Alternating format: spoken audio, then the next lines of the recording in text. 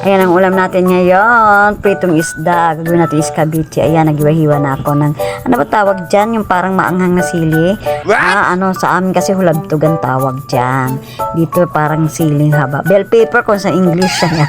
Sibuyas, ayan. Lalagyan ko namin sibuyas. Hiwa-hiwain natin ang sibuyas. Ayan. Tapos lalagyan natin ng luya yan. At hiwa-hiwain din natin ang luya. Ayan ang luya. 5 pisong luya lang yan po yan. Kasi 3 piraso lang yung isda ang gagawin natin. Pinirito ko po yung isda. Abang nagpiprito ako, ayan, naghiwa-hiwa na po ako ng mga pangsahog niya. Ayan, luya, 5 pisong luya. Tapos ang kamatis, yung malit lang. Libre lang po yung kamatis na hihiwain ko kasi bigay lang yan sa akin doon sa binibilang ko ng gulay. Ang mahal-mahal kaya ng kamatis ngayon. Buti pa ang kamatis nagmamahal. Tayo hindi minamahal. Charot!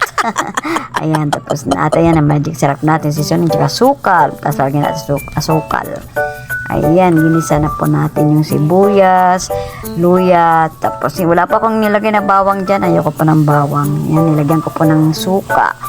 Pampaasim. At tapos lalagyan po natin yan ng konting tubig para hindi po siya masyadong maasim na maasim. Nilagyan ko rin po yan ng asukal. Ayan, no?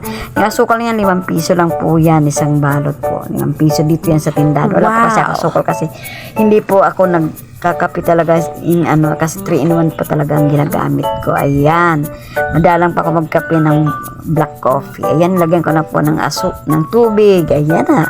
Bubulol-bulol na po ulit tayo sa ating pagbo-voice over. Ano yan na? O ayan, pinakukulo na po natin yan hanggang sa maluto siya.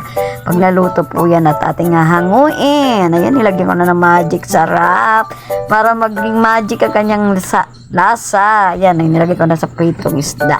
3 isda lang po yan kasi 4 lang kaming kakain. Sobra pa nga po yan sa amin kasi medyo malalaki naman po yung isda.